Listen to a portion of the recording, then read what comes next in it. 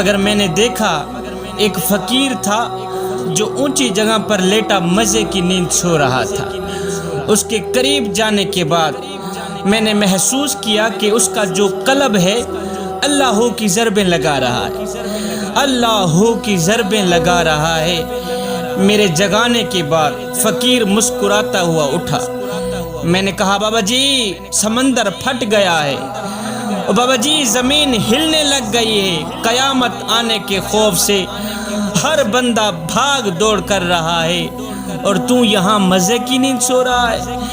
اس فقیر نے کہا بیٹا میں اکثر سوچتا رہتا ہوں کہ جو خدا بن کہے سن لیتا ہے، جتنا بھی بول لو وہ نہیں کہے گا کہ چپ کر جا کیا کہہ رہا ہے، کہ میں سن کے تنگ آ گیا ہوں، بالکل ہی نہیں کہے گا۔ جو خدا زبان سے بولو تو بھی سن لیتا ہے، دل سے بولو تو بھی سن لیتا ہے، اور جب برا وقت آتا ہے تو سہارا دیتا ہے، جب پریشانی کا وقت آتا ہے تو حوصلہ دیتا ہے، مذاق نہیں اڑاتا۔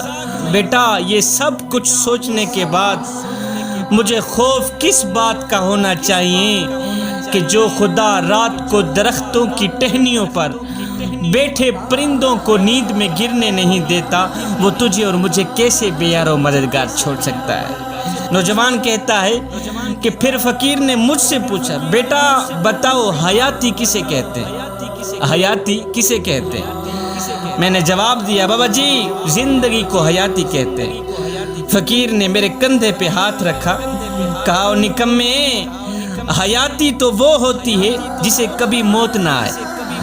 اللہ اکبر، زندگی کو حیاتی کیسے سمجھ رہے ہو؟ حیاتی تو وہ ہوتی ہے جسے کبھی موت نہیں آتی۔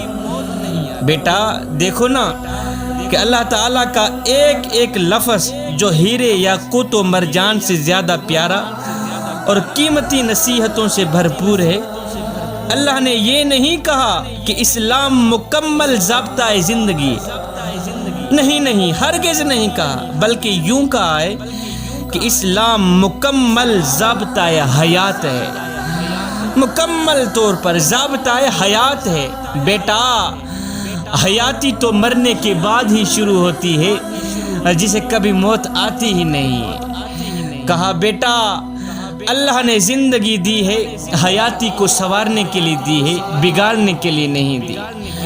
بیٹا زندگی ایسے گزارو کہ تمہاری حیاتی جو ہے وہ سنور جائے۔ یہ زندگی کے لمحے تمہارے لیے غنیمت ہیں، انہی لمحوں میں کچھ کر لو، انہی لمحوں میں کچھ اکٹھا کر لو، انہی لمحوں میں خدا کی یاد اور محبت کے دیے اپنے دل میں جلا لو۔ معلوم نہیں پھر فرصت ملے نہ ملے، معلوم نہیں پھر یہ زندگی کے لمحے ملے نہ ملے۔